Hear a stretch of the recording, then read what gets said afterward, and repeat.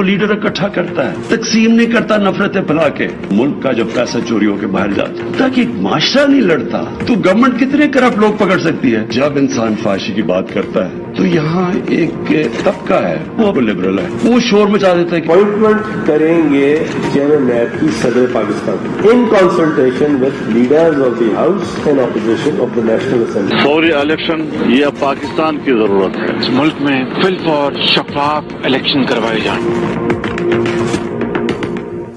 السلام علیکم ناظرین, آپ روبرو پروگرام دیکھ رہے ہیں اور میں ہوں آپ کا میزبان شوکت پراچا. وزیر اعظم عمران خان نے آج سیرت النبی صلی اللہ علیہ وآلہ وسلم کے حوالے سے ایک انتہائی فکر انگیز خطاب کیا. وزیر اعظم نے درست کہا کہ اپنے نوجوانوں کو سماجی برائیوں سے روکنا ہے اور خاص طور پر انہوں نے فحاشی کے خاتمے کی بات کی. زینب کا واقعہ بھی, ننھی زینب کا واقعہ بھی, مظلوم معصوم زینب کا واقعہ بھی قصور میں پیش آیا تھا, اور آج پھر وزیر اعظم عمران خان نے قصور کی بات کی, قصور کے واقعات کی بات کی. وزیر اعظم عمران خان نے درست کہا کہ لیڈر وہ ہوتا ہے جو قوم کو تقسیم نہیں کرتا, اکٹھا کرتا ہے. کل یعنی آنے والے کل پیر کے روز اپوزیشن جماعتیں مل کر اپنا اجلاس کر رہی ہیں. پی ڈی ایم کا اجلاس ہے جس میں وہ ڈسکس کریں گی کہ اسلام آباد مارچ کیسے کرنا ہے, کب کرنا ہے, روڈز کارواں کیسے نکالنے ہیں, جلسے جلوس کہاں کرنے ہیں. اب دیکھنا یہ ہے کہ جو بات وزیر اعظم عمران خان کر رہے ہیں کہ لیڈر قوم کو تقسیم نہیں اکٹھا کرتا ہے, دیکھنا یہ ہے کہ وزیر اعظم عمران خان قوم کو اکٹھا کیسے کرتے ہیں, کیونکہ چیلنجز صرف افغانستان سے نہیں ہیں, انڈیا سے نہیں ہیں, امریکہ سے نہیں ہیں, بلکہ آئی ایم ایف کی جو نئی شرائط سامنے آ رہی ہیں, اگر حکومت پاکستان ان کو پورا کرتی ہے تو پھر تو مہنگائی جو کہتے ہیں آسمان پر ہے وہ 7ویں آسمان پر چلی جائے گی. آج ہمارے روبرو ہوں گے ان موضوعات پر وفاقی وزیر اطلاعات جناب فواد چودھری صاحب. بہت شکریہ چودھری صاحب, آپ نے وقت نکالا.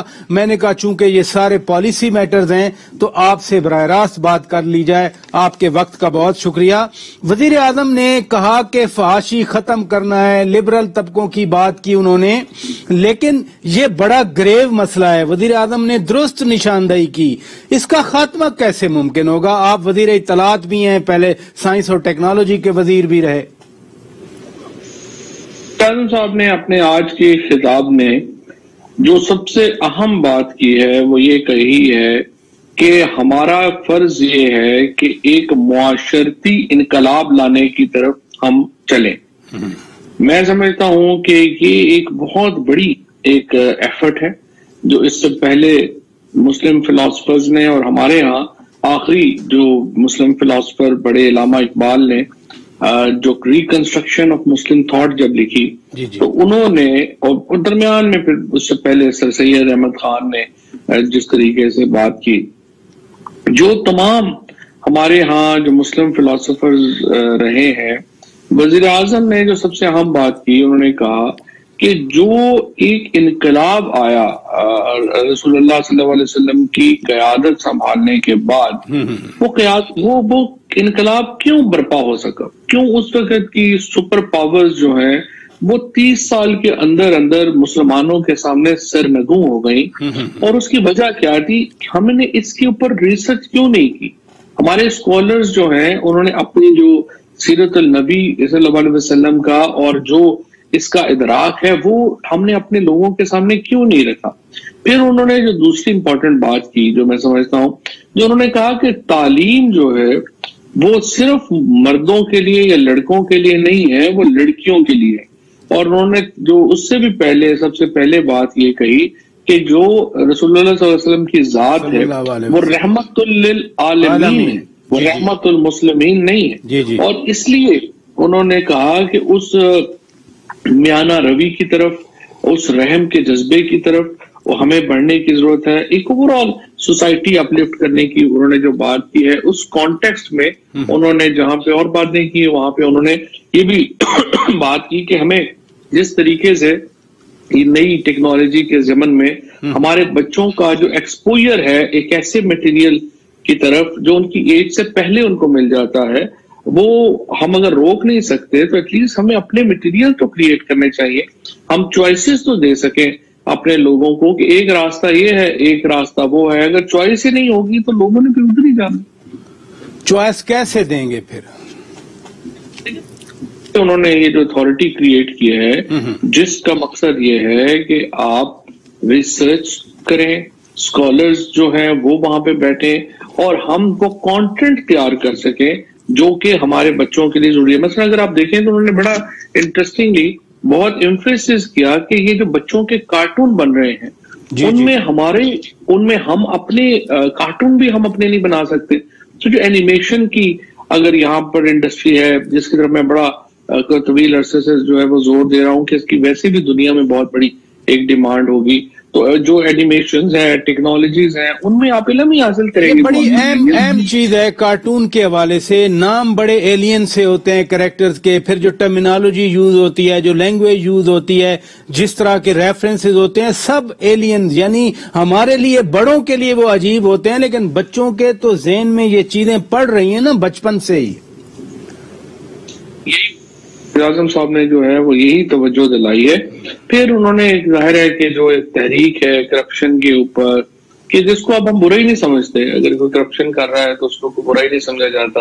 اسی طریقے سے جو ہمارے باقی ایک معاشرے میں ہمارے جو مسائل ہیں ان کو ہم جسٹ اگنور کر کے آگے چلے جاتے ہیں. وہ پرائم منسٹر صاحب نے اس کی طرف ایک ہولسٹک ویو دیا ہے اور میں سمجھتا ہوں بڑی ہی امپورٹنٹ اور بہت ہی زبردست تقریر تھی. یہ عمران خان کے علاوہ پاکستان میں کوئی پولیٹیکل لیڈر نہیں ہے. اچھا, آپ چونکہ وزیر اطلاعات ہیں, قصور کے حوالے سے مجھے یقیناً خوف آ رہا ہے کیونکہ قصور تو اب لاہور کے ساتھ ملا ہوا ہے, ادھر سے قصور سے اگر پتوں کی طرف آئیں اکاڑا کے ساتھ ملا ہوا ہے.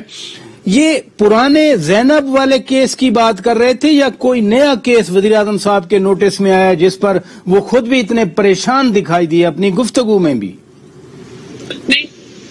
کیس کی انویسٹیگیشن ہوئی تو ایک اسپیشل سیل کریٹ کیا گیا, ٹھیک ہے, اور اس نے تمام علاقوں کے میں جو مختلف واقعات ہوئے ان کا اکٹھا کیا اور جائزہ لیا. تو معلوم ہوا کہ ان کی جو تعداد تھی وہاں پہ انہی جرائم کی اور اسی طرح کے جرائم کی وہ اس سے بہت زیادہ تھی جو کہ رپورٹ ہوئی, اور میڈیا میں تو بالکل فریکشن آف دی اوفینسز تھے جو رپورٹ ہوئے. تو وہ اعظم صاحب اشارہ اس کی طرف کر رہے تھے کہ جب ہم نے وہ تفتیش کھولی تو اس سے خوف آنے لگا کہ اتنا زیادہ یہ مسئلہ جو ہے وہ پینیٹریٹ جو ہے وہ کر گیا ہے, اور اس کے لیے بھی ایک آپ کو ایک معاشرتی ری ایکشن کی ضرورت ہے جو کہ ہمارے ہاں ہم نے دیکھا ہے کہ نہیں رہا. وزیر اعظم صاحب نے بڑا درست کہا کہ لیڈر وہ ہوتا ہے جو قوم کو تقسیم نہیں کرتا, قوم کو اکٹھا کرتا ہے. لیکن وزیر اعظم آپ خود بھی کہتے ہیں کہ وہ تو لیڈر آف دی اپوزیشن سے ہاتھ نہیں ملائیں گے, بات نہیں کریں گے, آئینی ذمہ داری جو مشاورت کی ہے وہ بھی نہیں کریں گے. تو یہ پھر اکٹھا کر رہے ہیں وہ قوم کو. لیڈر کا قوم کو اکٹھا کرنے کا مطلب یہ ہے کہ وہ قوم کو ایک اپنے منشور کے اوپر اور ایجنڈے کے اوپر لائیں گے. اب آپ دیکھیے اصل میں جو اگر آپ پی ٹی آئی کی جو کنٹریبیوشن دیکھیں کہ کراچی کا شہر جب فاطمہ جناح رحمت اللہ علیہ کو وہاں سے الیکشن ہرایا گیا تھا ایوب خان صاحب کے مقابلے میں, اس کے بعد کراچی کبھی بھی وفاقی پارٹی میں شامل نہیں ہوا. کراچی نے ہمیشہ جو ووٹ کیا وہ ایتھنک بنیادوں کے اوپر ووٹ کیا. پہلا موقع ہے 1964-65 کے بعد کہ پاکستان میں ایک جو کراچی ہے وہ وفاقی سیاست میں داخل ہوا ہے. اسی طرح سے مرد ایریاز کا آپ اگر ووٹنگ ٹرینڈ دیکھیں تو وہ ہمیشہ لوکل ایشوز کے اوپر رہا, کبھی انہوں نے پاکستان کے ساتھ ووٹ نہیں کیا. آج کوئٹہ میں بھی اگر کسی کا ووٹ ہے تو عمران خان کا ہے, پشاور میں بھی ہے, خیبر پختونخوا کے علاقوں سے لے کے گلگت بلتستان اور کراچی کے جو سر کے ریگستان تک ہر جگہ اگر ایک شخص کے نام پہ ووٹ پڑتا ہے تو عمران خان کے نام پہ. آپ نے کراچی کی بات کی جوہری صاحب, یعنی جس ایتھنک ووٹ کی بات کر رہے ہیں ایم کے ایم پاکستان تو آپ کی اتحادی ہے, وہ ہیں ابھی سینٹ میں بھی ہیں, وہ نیشنل اسمبلی میں بھی ہیں, تو وہ ووٹ پیٹرن کراچی میں تو وہی موجود ہے نا. کراچی کی اب پی ٹی آئی ہے, ایم کے ایم تو نہیں ہے. ایم کے ایم تو تھی, اب تو پی ٹی آئی ہے, اور اگلا انشاءاللہ جو الیکشن ہونے جا رہا ہے آپ دیکھیں گے کہ کراچی کی واحد پارٹی جو سب سے بڑی پارٹی ہوگی وہ پی ٹی آئی ہوگی. کوئی اور ایتھنک جماعتوں کا وہاں کوئی مستقبل نہیں رہا. जिस तरीके से यानी आप ये कैसे कह सकते हैं कि MQM थी, PTI है, MQM है ना, अभी भी है ना, अभी है तो बड़ी पार्टी तो नहीं। मैं आपसे को ये कह रहा हूं कि 1964 के बाद पहली बार कराची के लोगों ने एक वफाकी जमात को वोट डाला। इससे पहले कभी ऐसा नहीं हुआ। सो अब ये एक पहली बार हुआ है कि PTI जैसी पार्टी जो है वो कराची में इमर्ज हुई और एक वफाकी जमात की हैसियत से इमर्ज हुई। उन्होंने कोई सिंधी का या मुहाजिर का या इस तरह का नारा तो PTI तो नहीं लगा। लेकिन फिर आपके अपने PTI के वहां से जो मुंतखब हुए PTI के टिकट पे, अब वो नाराज रहते हैं। पहले एक साहब ने रिजाइन किया था, फिर शकूर साहब का सुना उन्होंने रिजाइन कर दिया था, वापस आ गए। अभी डॉक्टर आमिर लियाकत हुसैन पब्लिकली कह रहे हैं कि मैंने अपना इस्तीफा भिजवा दिया, I am no more in PTI। पार्टियों में होती रहती है। आमिर लियाकत साहब ने कौन सा को पहली बार इस्तीफा जो है भिजवाया, और पार्टी में नाराजगियां भी होती हैं, फिर मान भी जाते हैं लोग। देखिए, वोट वहां पे इमरान खान का है, किसी शख्सियत का तो नहीं है। लिहाजा ये मैं इस वक्त जो है हम एक बड़ी बात कर रहे हैं, ये इख्तिलाफ छोटे मोटे पार्टियों में चलते रहते हैं, इसका कोई प्रॉब्लम नहीं।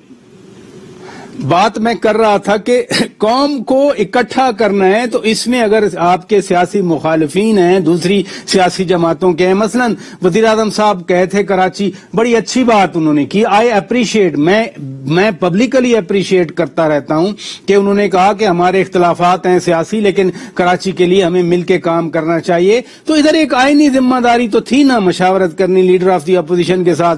आप तो बढ़ चढ़ के खुद भी अपोज कर रहे थे उसको। ये है कि कोई आईनी जिम्मेदारी नहीं है, ये एक कानून में लिखा हुआ। चले कानूनी जिम्मेदारी कह लेते हैं ना।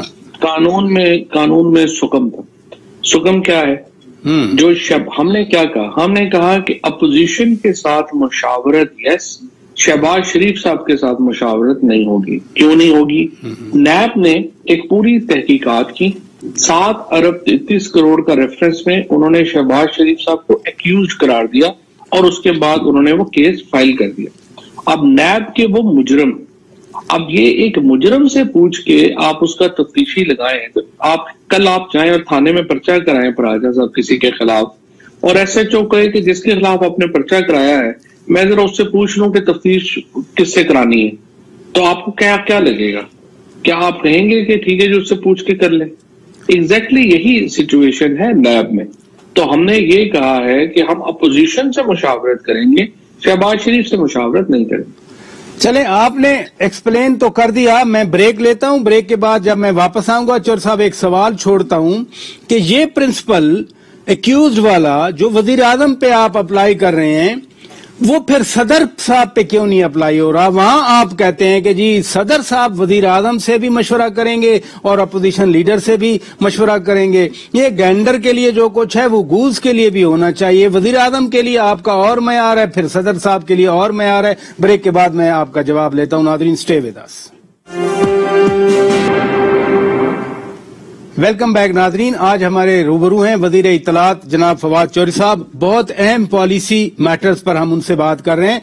चौधरी साहब, ब्रेक पर जाने से पहले मैंने सवाल छोड़ा था कि जिन वजूहात की बिना पर वजीर आजम साहब लीडर ऑफ दी अपोजिशन मियां शहबाज शरीफ से बात नहीं करते, जब आप खुद भी कहते हैं, फरोग नसीम साहब भी कहते हैं कि जी सदर ममलिकत मुशावरत करेंगे अपोजिशन लीडर से और लीडर ऑफ द हाउस यानी वजीर आजम से, तो ये प्रिंसिपल जो वजीर आजम पे अप्लाई होता है वो सदर साहब पे एग्जेम्प्ट हो जाता है क्या? बात तो यह है कि मैं ये समझता हूं कि कानून में सुकम है और उस सुकम को अब हमने दूर किया है। अब हमने क्या किया है? हमने एक कमेटी बना दी है जिसमें 6 मेंबरान अपोजिशन के होंगे, 6 मेंबरान गवर्नमेंट के होंगे, और ये मेंबरान आपस में कंसल्टेशन करके अगले चेयरमैन सेनेट के नाम को फाइनल कर सकते हैं। अब उससे पहले आपने कहा कि जो प्रेसिडेंट हैं जी उन्होंने ये प्रोसेस इनिशिएट करना है। ठीक है। चूंकि मैं प्रेसिडेंट साहब से मेरी बात नहीं हुई है और मुझे नहीं पता कि उनकी इस बारे में क्या सोच है, वो दुबई थे एक्सपो में। मेरी नजर में जो शहबाज शरीफ साहब हैं وہ کوالیفائی نہیں کرتے کنسلٹیشن کے لیے، کیونکہ اس وجوہات کی بنا کے اوپر جو میں نے آپ کو بتائی۔ سر چوہدری صاحب، معذرت کے ساتھ ہم نے آپ کی جوائنٹ بریفنگ کا وہ شارٹ ابھی سنایا ہے، جس میں وفاقی وزیر قانون جناب بیرسٹر فروغ نسیم صاحب فرما رہے ہیں کہ صدر leaders of the house and opposition سے بات کریں گے، تو اپوزیشن لیڈر تو شہباز شریف ہیں۔ اب آپ کو قانونی پوزیشن بتا رہے ہیں، میں آپ کو مورل پوزیشن بتا رہا ہوں۔ مورل پوزیشن یہ ہے کہ جو شہباز شریف صاحب ہیں وہ کوالیفائی نہیں کرتے ہیں یہ اس کنسلٹیشن کے لیے، اور یہ براہ راست کانفلکٹ آف انٹرسٹ۔ اگر میں شہباز شریف صاحب کی جگہ ہوتا تو میں خود ہی معذرت کر لیتا کہ اس صورتحال میں کنسلٹیشن میں پروسیس میں شامل نہیں ہونا چاہتا۔ اچھا، ویسے جیسے وزیر اعظم صاحب نہیں کر رہے تو صدر مملکت کیا راضی ہیں کہ وہ اپوزیشن لیڈر میاں شہباز شریف کے ساتھ مشاورت کریں گے؟ سے بات نہیں ہوئی تو مجھے پتہ نہیں ہے کہ وہ اس بارے میں ان کی سوچ کیا ہے، لیکن جہاں تک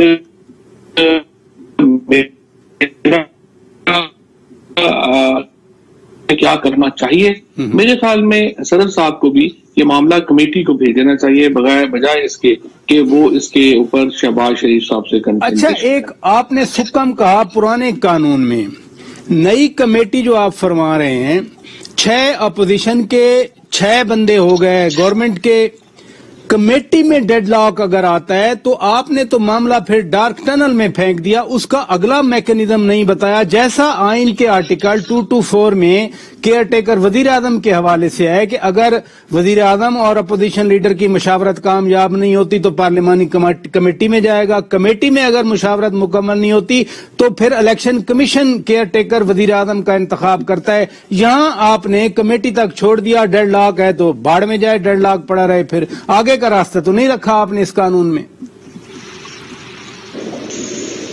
نہیں ہوگا، اس کی وجہ یہ ہے کہ اب جو سینٹ کی کمپوزیشن ہے اس میں بہت ساری دیگر پارٹیز جو ہیں وہ شامل ہو گئی ہیں، سو وہ جو اس وقت پارٹیز کی کمپوزیشن ہے وہ اس ہوگی کہ اس میں ڈیڈ لاک جو ہے وہ پارٹی اس میں نہیں ہوگا۔ یہ آپ کی ازمپشن ہے نا چوہدری صاحب، اپوزیشن کے 6 بندے ادھر بیٹھے ہیں ٹیبل کے اس طرف، اپوزیشن کے 6 بندے ادھر بیٹھے ہیں، یا تو پھر حکومت ڈیلیبریٹلی چاہتی ہے کہ ایک ایسا میکنزم ہو جس میں کوئی اتفاق رائے نہ ہو اور پھر جو ہے وہ معاملہ ڈیڈ لاک کا شکار رہے ہو اور تب تک یہی چیئرمین نیب صاحب بیٹھے رہیں؟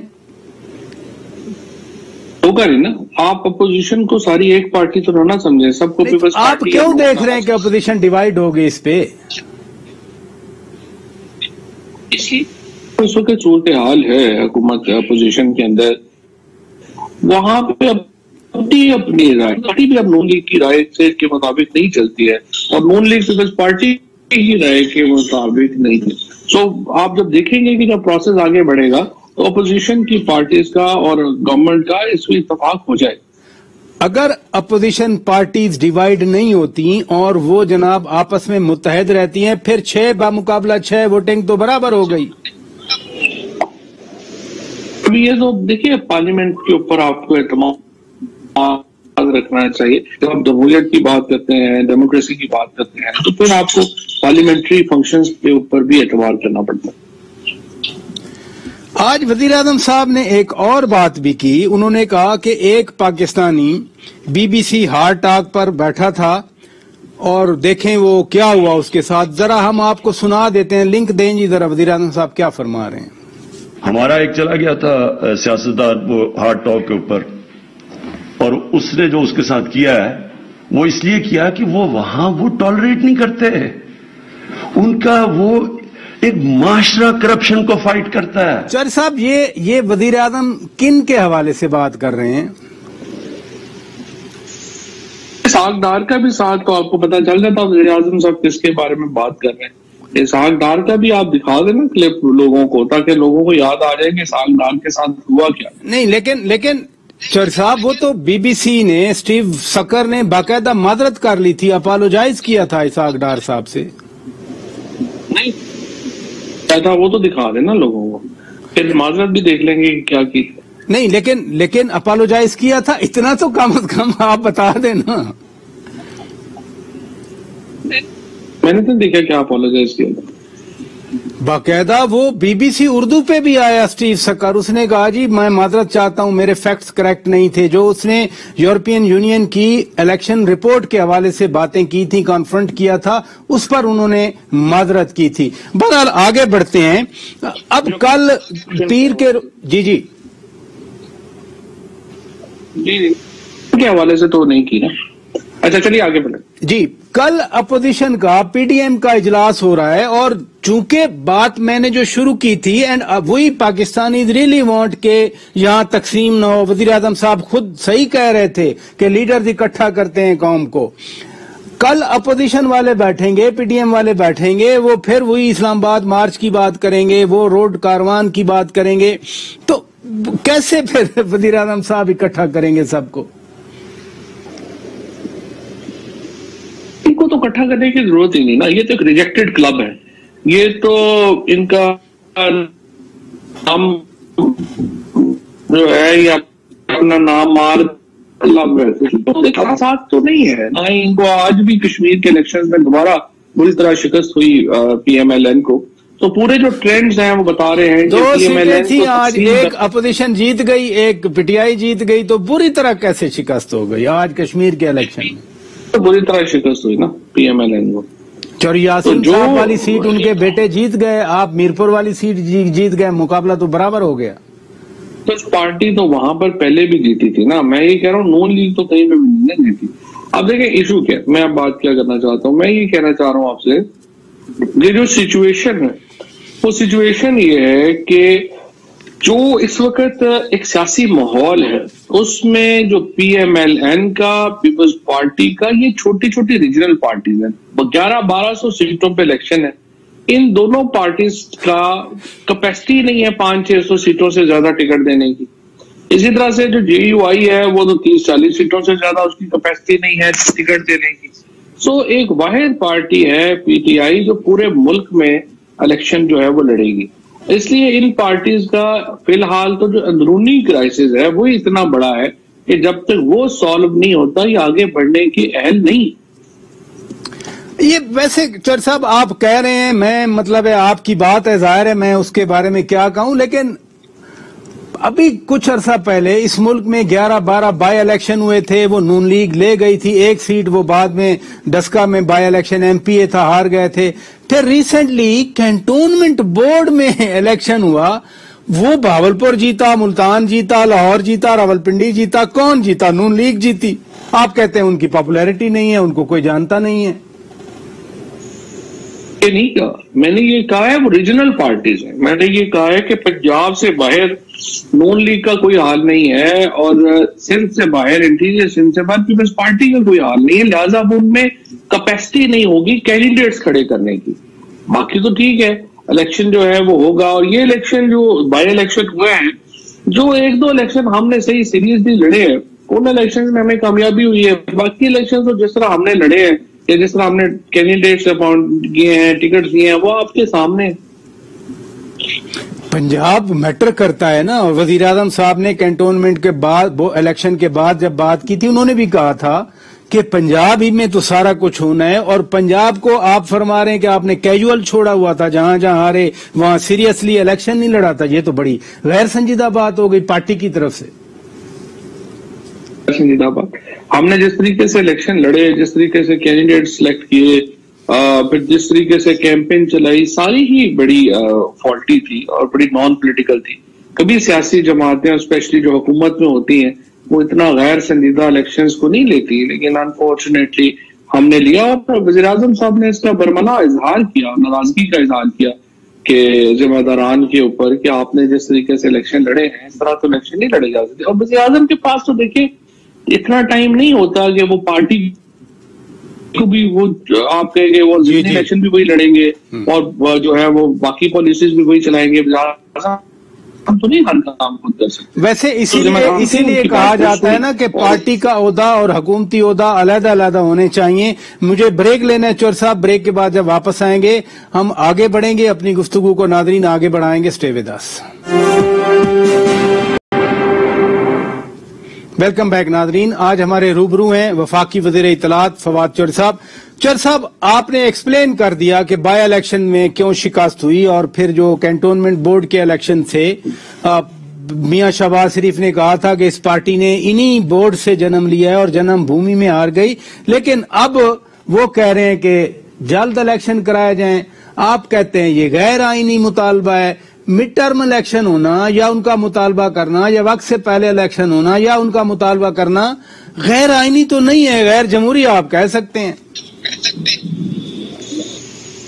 غیر آئینی بھی اس لیے ہے کہ آپ وزیر اعظم کو فورس کے ذریعے مجبور تو نہیں کر سکتے نا کہ آپ یہ کہیں، جیسے کہ فضل الرحمان صاحب نے پہلے کیا کہ وہ ڈنڈے لے کے آ گئے اور یہ کر کے آ گئے، وہ تو پھر غیر آئینی ہو جاتا ہے. دیکھیے، لیکن سچی بات تو یہ ہے کہ یہ بھی انہوں نے غیر سنجیدہ بات ہی کی ہے. کون سا شہباز شریف یا فضل الرحمان نے کوئی الیکشن لڑنا ہے جس کے اوپر وہ کین ہے؟ یہ تو ایسے ہی کہہ لیں کہ وہ یہ باتوں میں یہ بات بھی نکل آئی ہے. نہیں، یہ کیسے آپ کہتے ہیں کہ انہوں نے لڑنا نہیں ہے؟ کہ فضل الرحمان لڑتے ہیں، دو حلقوں میں لڑتے ہیں. میاں شہباز شریف نے بھی الیکشن لڑنا ہے. خدا نخواستہ کوئی ڈسکوالیفائڈ تو نہیں ہے نا ان میں سے؟ اس وقت جو صورتحال ہے نا پاکستان میں، کوئی بھی لوگ جو ہیں اس وقت الیکشن کے لیے کوئی ماحول نہیں ہے، نہ اپوزیشن تیار ہے نہ حکومت تیار ہے. وہ کیوں تیار نہیں ہے؟ ایک تو ہماری جو سچویشن ہے افغانستان وغیرہ کے اوپر جو اس وقت بن رہی ہے، اور جس طریقے سے ایک ماحول ہمارا بنا ہوا ہے، ایک تو ہمیں وہ حالات ہی اجازت نہیں دیتے کہ ہم الیکشن کی طرف جا سکیں. اپوزیشن اس لیے تیار نہیں ہے کہ وہ اس وقت سارے بکھرے ہوئے ہیں، ان کی لیڈرشپ کوئی نہیں ہے، ان کو سمجھ نہیں ہے پالیسی کس نے دینی ہے، نعرہ کس نے دینا ہے، الیکشن کس نے لڑنا ہے، اور لیڈرشپ کس نے ہونی ہے. سو اپوزیشن اس لیے بالکل جو ہے وہ بکھری ہوئی ہے، وہ تیار نہیں ہے. حکومت اس لیے تیار نہیں ہے کہ ہم نے جو سارا پروگرام اپنے بنائے ہیں ڈیولپمنٹ کے، وہ اب مکمل ہونے کو جا رہے ہیں. ہم چاہتے ہیں وہ پہلے ان کا انتظار کریں، وہ مکمل ہو، اور اس کے ساتھ ساتھ جو انٹرنیشنل سچویشن ہے وہ کچھ ہمیں اجازت دے کہ ہم اس ضمن میں آگے بڑھ سکیں. جب تک یہ دو کام نہ ہوں ان میں الیکشن ہونا مشکل. آپ تیار نہیں ہوں گے، لیکن اپوزیشن تو بھرپور کہہ رہی ہے. بلاول بھٹو کہتے ہیں کہ اگلے سال ضرور الیکشن ہوں گے. پہلے شہباز شریف صاحب ایسا نہیں کہتے تھے، اب وہ بھی کہہ رہے ہیں. مولانا فضل الرحمان انہی چیلنجز کی وجہ سے کہتے ہیں، جو انٹرنیشنل لیول پہ چیلنجز ہیں، جو افغانستان کے چیلنجز ہیں، وہ اس لیے کہتے ہیں کہ فریش الیکشن ہو تاکہ ان چیلنجز کا مقابلہ کرنے کے لیے نئی حکومت آئے. طویل عرصے سے پراجا صاحب آپ رپورٹنگ کرتے ہیں، آپ ان سب لوگوں کو جانتے ہیں، کرتے ہیں. آپ کو بھی معلوم ہے کہ ان پارٹیز کا کوئی اس وقت الیکشن کا نہ ان کا کوئی موڈ ہے، نہ ان کا کوئی اس وقت وہ اس طرف جا سکتے ہیں، اور نہ ہی ان میں کوئی صلاحیت ہے الیکشن لڑنے کی. لہٰذا یہ جو گفتگو ہے یہ میڈیا کے لیے صحیح ہے، ایسی 2-4 پروگرام بھی ہو جائے، کوئی بات لگی، ہیڈ لائن بھی لگ جائے. اس کے علاوہ یہ غیر سنجیدہ سی بات ہے، اس پہ ہم کیوں مبنی کر رہے ہیں؟ نہیں، سنجیدہ بات پھر جو مہنگائی کی بات ہو رہی ہے، اور ابھی آئی ایم ایف میں کل پرسوں سے وزیر خزانہ بھی جا رہے ہیں وہاں پر. تو چودھری صاحب یہ تو بڑی خوفناک قسم کے فگرز ہیں جو نئی شرائط آ رہی ہیں. اگر آپ کی حکومت مان گئی، مجھے نہیں پتا آپ کو اس حوالے سے بریف کیا گیا ہے یا نہیں، میں سوال تو کر رہا ہوں کہ ہم مان رہے ہیں یا نہیں مان رہے. اگر مان گئے تو پھر تو مزید تباہی آئے گی.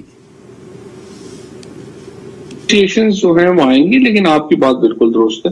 مہنگائی کا اس وقت ایک جو معاملہ ہے وہ موجود ہے، اور خصوصاً یہ جو افغانستان کی صورتحال بنی اور اس کے بعد جو کچھ ڈالرز کی ہماری جو آیا، اس سے اور پھر ایک انفلو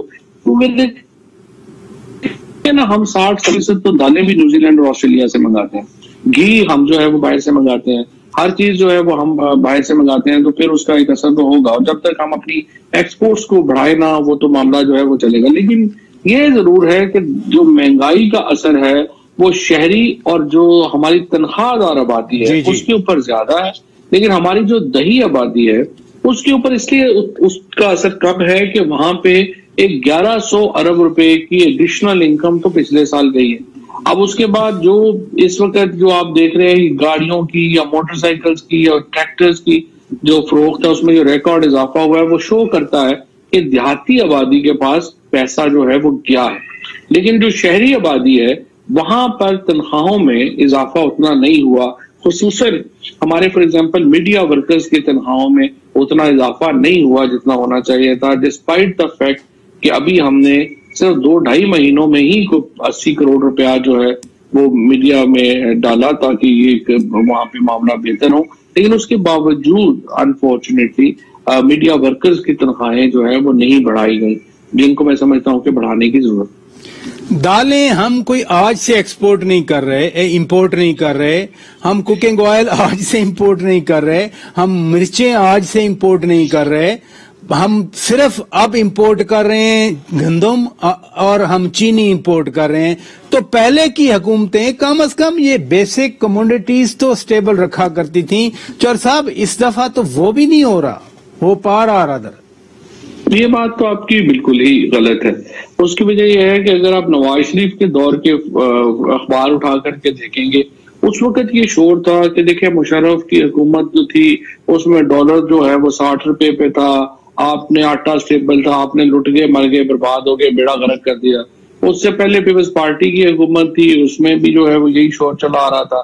مطلب مجھے تو یاد ہی نہیں ہے کہ کبھی کوئی اخبار کھولا ہو اور آپ اس میں یہ پڑھیں کہ نہیں پاکستان میں قیمتوں میں بڑا استحکام ہے اور بڑی مہنگائی نہیں ہوگی۔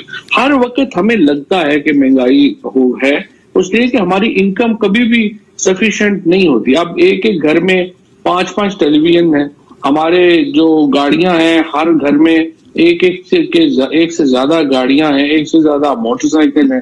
کبھی وقت ہے کہ گھر میں کھانے بھی ایک ہمارا جو ہے وہ کھانا ایک وقت پکتا تھا، لیکن ہم اس سے مطمئن نہیں ہوتے، ہم چاہتے ہیں کہ چیزیں آگے بڑھیں۔ سو یہ ایک فینومینا ہے، مطمئن تو آپ نہیں ہوتے، آپ سارے نہیں لیکن اگر چینی چور صاحب چینی کی قیمت 55 روپے سے 115 پہ چلی جائے، آٹا جو آپ حکومت کے ترجمان بھی ہیں، میں اس لیے آپ سے بات کر رہا ہوں، آٹا جو ہے وہ 30-35 سے 70-80 روپے چلا جائے، یہ بالکل بنیادی ہر گھر کی ضرورت ہے۔ گاڑیوں والوں کی اگر یہ ضرورت ہے ان کو تو پرواہ نہیں ہوتی، لیکن جو مثلاً آریہ محلہ میں رہ رہے ہیں یا آپ کے پنڈ دادن خان میں رہ رہے ہیں، دریالہ جالب میں رہ رہے ہیں، وہ للے میں رہ رہے ہیں، وہ کھیوڑا میں رہ رہے ہیں، آپ کے حلقے کی بات کر رہا ہوں، وہ تو پنچ کرتی ہیں نا یہ چیزیں۔ حلقوں میں ہمارا جو پنچ ہے وہ اتنا نہیں ہے جتنا کہ شہری حلقوں میں ہے۔ لیکن دوسرا میں آپ کو یہ بتاؤں کہ 1200 اگر آپ کہتے ہیں کہ آٹے کی قیمت بڑی ہے، مثلا جو چینی کی آپ قیمت کہہ رہے ہیں کہ 55 روپے ہے، تو گنا جو تھا وہ 135 روپے سے 300 روپے پہ بھی تو گیا ہے نا، تو جو کسان تھا اس کی انکم بھی تو ڈبل سے بھی اوپر چلی گئی۔ اسی طرح سے اگر آپ گندم کی بات کرتے ہیں تو وہ 1200 روپے سے 2000 روپے پہ گئی ہے نا، تو 60% ہماری آبادی جو دیہات میں ہے اس کو تو اس مہنگائی کا آپ کہیں یا جو بھی کہہ لیں ان کو تو اس کا فائدہ ہوا ہے۔ آپ نے بڑی زبردست بات کر دی چور صاحب، بڑی زبردست بات کر دی۔ آپ نے کہا کہ چینی اس لیے مہنگی ہوئی ہے کہ گنا جو ہے 235 240 220 200 ایون جو بھی ہے، تو پھر یہ گروپ بنوانے کی کیا ضرورت تھی؟ جہانگیر خان ترین گروپ اگر حکومت اتنی کلیئر ہے تو پھر ایک انکوائری ہوئی، پھر اس کا فورنزک آڈٹ ہوا، پھر ان کے خلاف کیمپین چلتی رہی، آپ کی آدھی کابینہ ان کے خلاف ہے۔ اگر شوگر اس وجہ سے قیمت بڑھی ہے تو وہ پھر یہ پارٹی کے اندر توڑ پھوڑ کیوں کروائی گئی؟ سے تعلق نہیں ہے ترین صاحب کے اوپر یا جو باقی لوگوں کے اوپر مقدمات ہیں، وہ یہ مقدمے ہیں کہ وہاں پر ایک ہورڈنگز ہوئی ہیں، اور جو کمپٹیشن کمیشن آف پاکستان ہے انہوں نے 40 ارب روپے کا جو ہماری شوگر مل ایسوسی ایشن ہے اس کو جرمانہ کیا ہے، جس کے خلاف وہ ہائی کورٹ میں گئے۔ یہ پاکستان کی تاریخ کا سب سے بڑا جرمانہ ہے بائی دا وے۔ اب یہ ساری انکوائری یا ساری جو انویسٹیگیشن ہوئی یا سارے معاملات ہوئے، وہ معاملات یہاں پر آ کے آگے گئے ہیں، اور اس کو آپ مطلب وہ تو ایک ایڈیشنل چیز ہے، وہ اپنی جگہ پہ چلتی رہے گی۔ لیکن میں صرف آپ کو نقطہ یہ بتا رہا تھا کہ جو آپ نے کہا کہ یہ فوڈ پرائسز بڑی ہیں تو ہماری انکمز بھی اس سے بڑی ہیں۔ تو آپ یہ نہیں، آپ جب مہنگائی کا انالیسز کریں گے تو یہ اہم ہے کہ آپ ساتھ انکم کا بھی انالیسز کریں۔ ہم ہر وقت یہ تو کہنا شروع کر دیتے ہیں کہ یہ قیمت یہاں پہ چلے گی، یہ قیمت یہاں پہ چلے گی، ہم یہ بتانا بھول جاتے ہیں کہ ہماری انکم کہاں تھی اور اب کہاں چلی گئی۔ مائی لاسٹ کوسچن چور صاحب، آج ڈاکٹر قدیر خان مرحوم ہو گئے، وہ کہہ رہے تھے سارا دن لوگ کہ لوگ زمین سے سونا نکالتے ہیں، ہم نے زمین میں سونا دفن کر دیا۔ ڈاکٹر قدیر خان ینگ تھے، 17-18 سال کے تھے، انہوں نے ہندوستان سے بھوپال سے ہجرت کی، پھر وہ یورپ چلے گئے، یورپ میں پڑھتے رہے، پھر ذوالفقار علی بھٹو مرحوم ان کو پاکستان لے آئے، ڈاکٹر صاحب نے ایٹمی بم بنایا رادر، پھر ڈسگریسنس کا شکار ہوئے، آج اسٹیٹ فیونرل ان کو دیا گیا، کیا کہیں گے آپ؟ خان صاحب جو ہیں ان کی رحلت کے اوپر پورا پاکستان افسردہ ہے۔ آج جب میں جنازے میں گیا تو مجھے اندازہ ہوا کہ کتنے لوگ جو ہیں نہ صرف انہوں نے جنازے میں شرکت کی بلکہ لوگ تو جنازے کے بعد بہت دیر جو تھا ہم راستے میں اسٹک رہے، بیکاز لوگ جو ہیں ابھی آ رہے تھے، جنازہ ختم ہو گیا تو اس کے بعد بھی لوگ جو ہیں وہ آ رہے تھے، اور بارش بھی بہت شدید تھی اور بہت ہی تیز بارش تھی۔ اس کے باوجود لوگوں نے اپنی محبت کے پھول جو ہے وہ نچاور کیے، اور یہ پاکستان کی ایک نیشنلزم کی عکاسی ہوتی ہے۔ پاکستان کے لوگ جو ہیں وہ ایک نیشنلسٹ ہیں، پاکستان سے محبت کرنے والے لوگ ہیں، اور وہ ہر اس شخص کی قدر کرتے ہیں جنہوں نے پاکستان کے لیے کچھ کنٹریبیوشن کیا۔